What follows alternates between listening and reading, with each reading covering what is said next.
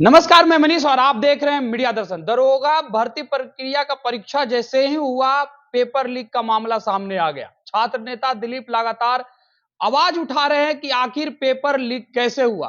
तमाम जगहों से यह सुनने को मिल रहा है कि क्या पेपर कैंसिल हो सकता है। क्या लगता है दिलीप जी, पेपर कैंसिल हो जाएगा?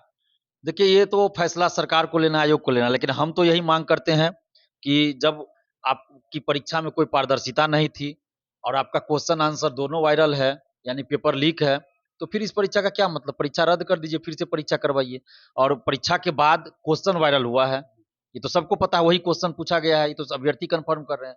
और कुछ लोग अभ्यर्थी बता रहे हैं कि किसी किसी ग्रुप में 9:13 पे आया हुआ है आंसर, और वो मिला भी है।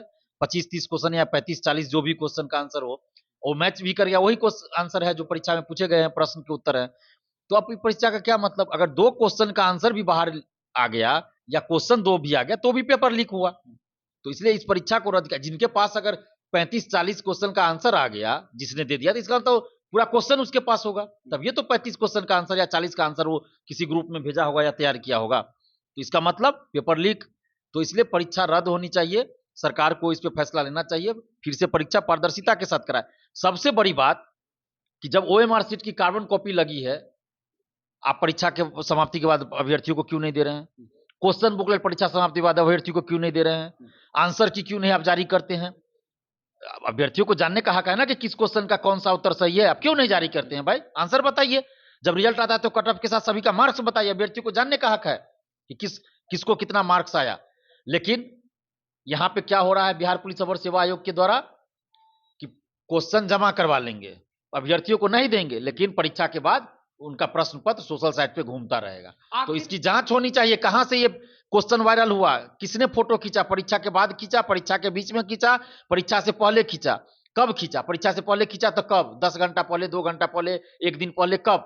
तो जांच होनी चाहिए इसकी। और जो भी इसमें संलिप्त हो, चाहे वो कोई हो, मंत्री हो, विधायक हो या मंत्री का बेटा हो, कोई भी हो, बड़ा अधिकारी हो, कड़ी से कड़ी सजा मिलनी चाहिए। और जब तक ऐसा नहीं होगा कि बड़े बड़े लोगों पे कार्रवाई नहीं होगी, तो आगे की परीक्षा में भी इसी तरह चलता रहेगा। बुकलेट नहीं दिया जाता है अभ्यर्थियों को, कार्बन कॉपी नहीं दिया जाता है, तो फिर सोशल साइट पे कैसे सर्कुलेट हो जाता है क्वेश्चन पेपर?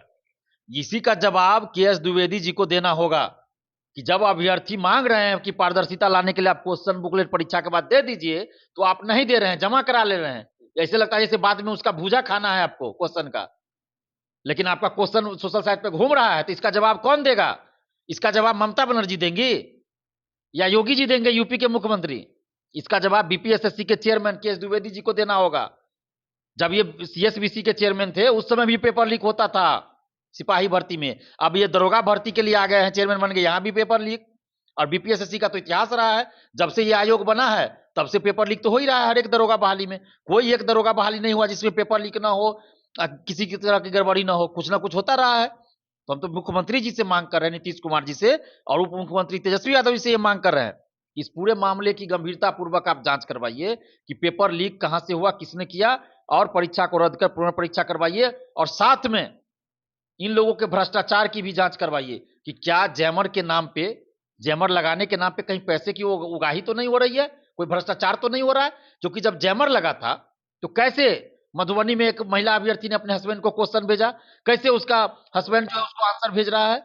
जब जैमर लगा है तो मोबाइल कैसे काम कर गया अंदर? तो इसलिए मुझे लगता है कि हो सकता है 50-60 सेंटर पे या 10-20 सेंटर पे जैमर लगा दिया हो, बाकी सेंटर पे जैमर के नाम पे बिल बना दिया गया हो और लाखों करोड़ों रुपए की उगाही हो रही हो। तो ऐसा भी हो सकता है, इसलिए इसकी जांच होनी चाहिए कि क्या जैमर सच में लगा था या नहीं। दिलीप पटना में नहीं थे, आज आप पटना में पहुंचे हैं, क्या कुछ बड़ा होने वाला है? देखिए, बड़ा या छोटा की बात नहीं है, अभ्यर्थियों के हित में हम जहां भी होता है वहां पहुंच जाते हैं। क्योंकि हम अभी घर पे ही अधिकतर रहते हैं, क्योंकि बीमार भी रहते हैं तो इलाज भी चलता है, तो इसलिए घर ही पे अधिकतर रहते हैं। तो जैसे ही कल परसों एग्जाम हुआ और अभ्यर्थियों का फोन आना शुरू हो गया, परसों रात से ही, कल दिन भर फोन आ रहा है, कई अभ्यर्थी बता रहे हैं कि उनके पास प्रूफ है, तो इसलिए हमको पटना आना पड़ा। अभ्यर्थियों को भी हम बुला रहे हैं कि आप आइए और जो भी सबूत है वो दीजिए, दिखाइए, मीडिया के सामने, सरकार के सामने रखेंगे उस चीज को। तो अभी अभ्यर्थी भी जो जिनके पास सबूत है वो लोग भी पटना आ रहे हैं, तो हम तो इंतजार कर रहे हैं अभ्यर्थियों का भी। और जहां तक होगा अभ्यर्थियों के हित में हम लड़ाई लड़ेंगे, पहले भी लड़े थे, आज भी लड़ेंगे, आगे भी लड़ेंगे। अभ्यर्थियों के साथ कहीं अन्याय होगा और दिलीप कुमार चुप रह जाए, ये संभव नहीं है। अगर बात की जाए तो बीपीएसएससी के चेयरमैन सरकार के जितने भी बड़े पदाधिकारी हैं वो भी बिल्कुल खामोश हैं। दरोगा भर्ती प्रक्रिया का जो पेपर लीक का मामला है उस पर कुछ नहीं बोल रहे हैं। क्या लगता है आपको? देखिए बीपीएसएससी हो या सीएसबीसी हो, ये तो लोग तो लिपापोती करने में लगे रहते हैं हमेशा। ये लोग तो मानेंगे ही नहीं कि पेपर लीक हुआ। वो हो सकता है कि इनके चेयरमैन बोल दे कि पेपर लीक नहीं हुआ, कुछ क्वेश्चन का आंसर व्हाट्सएप ग्रुप में वायरल हुआ है, ये भी बोल सकते हैं, जैसे कि सीएसबीसी के चेयरमैन के एस के सिंघल साहब बोले थे। तो ये भी वो इस तरह का बयान दे दे तो कोई आश्चर्य नहीं होना चाहिए इसमें, क्योंकि ये लोग तो लिपापोती करना चाहते ही है ना। तो हम अभी भी मांग कर रहे हैं कि लाखों अभ्यर्थियों के हित में फैसला लीजिए और परीक्षा को रद्द कर पुनर्परीक्षा करवाइए। और सबसे ज्यादा जरूरत क्या है कि जांच हो, बड़े से बड़े शिक्षा माफिया कोई भी हो या छोटा से छोटा हो, सबको पकड़ा जाए। क्योंकि जब तक सभी शिक्षा माफियाओं को नहीं पकड़िएगा ना आप, तो मैं बार बार कह रहा हूं, आप 4 बार परीक्षा करा लीजिए, 5 बार करा लीजिए, वो सेंध लगा लेंगे, फिर अगली परीक्षा में वो किसी ना किसी रूप में सेंध लगा लेंगे, वो एमआरसी रंगवा लेंगे या कोई और तरीका से करवा लेंगे। चूंकि जब आप पकड़ नहीं रहे हैं उनको, उनका तो मनोबल बढ़ते जा रहा है जो शिक्षा माफिया है। तो इसलिए सबसे पहले जरूरत है कठोर कार्रवाई की, और एक ऐसा कानून लाइए जिसमें ऐसे मामलों में संलिप्त लोगों को 15 साल की सजा हो। कोई अभ्यर्थी है उसको 10 साल के लिए प्रतिबंधित कर दीजिए, कोई सरकारी नौकरी नहीं कर सकता, न फॉर्म भर सकता, और 10 साल की उसकी सजा हो। और अगर कोई सेटर है, दलाल है, शिक्षा माफिया है, उसको 15 साल की सजा हो, सारी संपत्ति उसकी जब तो कोई जॉब में है तो उसको जॉब से भी बर्खास्त किया जाए, 15 साल तक बर्खास्त करके रखिए कम से कम, और उसकी सारी संपत्ति जब्त कीजिए और 15 साल की सजा होनी चाहिए। देखिए उसके बाद रुक जाएगा पेपर लीक। लेकिन नहीं, यहाँ तो राजनीतिक संरक्षण प्राप्त होता है, ऐसा लग रहा है कि राजनीतिक संरक्षण दिया जाता है शिक्षा माफियाओं को, और इसीलिए देखिए कोई नेता नहीं बोलेंगे इस सब चीज पे। ये थे हमारे साथ छात्र नेता दिलीप, जिन्होंने सीधे तौर पे कहा कि बीपीएसएससी के चेयरमैन जो हैं उनके द्वारा जो है बिल्कुल लिपापोती किया जा रहा है, लेकिन लिपापोती से कुछ नहीं होने वाला है।